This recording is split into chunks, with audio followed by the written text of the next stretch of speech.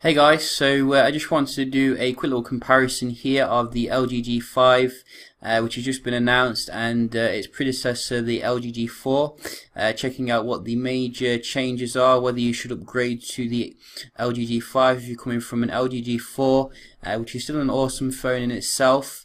But we can have a look at the main specification changes here. So first things first, we can see we are now rocking a much more powerful processor, Snapdragon 820, which will be powering quite a lot of the flagship level handsets.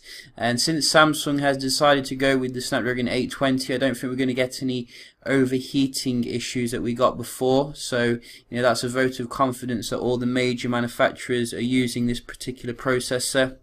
So that's up from the Snapdragon 808, which was very competent, but not quite as high end as the Snapdragon 810 in the Nexus 6P and other handsets.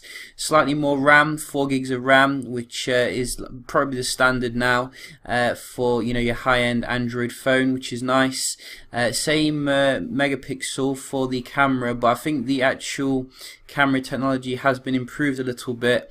If we have a look in the actual details here, the devil's in the details, as they say, and I think we're getting slightly better in terms of the underlying technology. So it's still at f1.8 aperture, so it should be still very good in the low light scenario, but we are getting as well another 8 megapixel camera on the front for very good selfie video recording and picture taking, which is nice.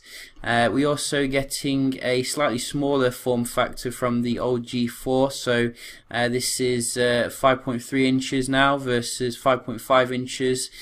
Same I think 2K display, but obviously it's going to be a little bit more higher in terms of the PPIs, so you're going to get 554 PPI now versus 538. Because obviously it was spread out more.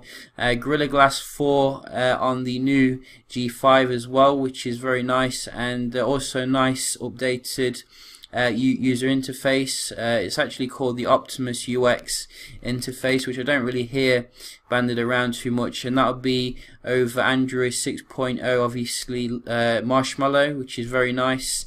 The graphics is going to be bumped up Adreno 530, which looks like a beast in terms of its 4K abilities. We're still getting micro SD expandability, which is really awesome, even though they have completely redesigned the form factor of the device. They're still keeping that up to 200 gigabytes, which is very nice.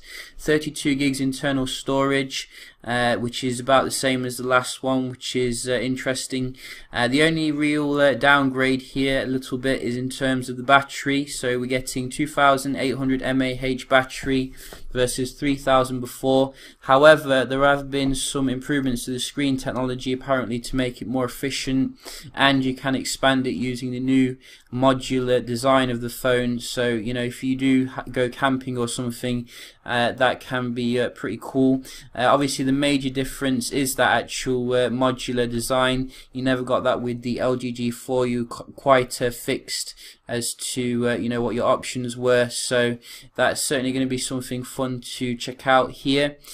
So I think those are the main differences here, but what do you think? Do you think it's a big enough change? Personally, I think that LG has been very bold here compared to Samsung. I will be doing a comparison of the S7 when it's officially announced and the S6 to see if we can see any major differences.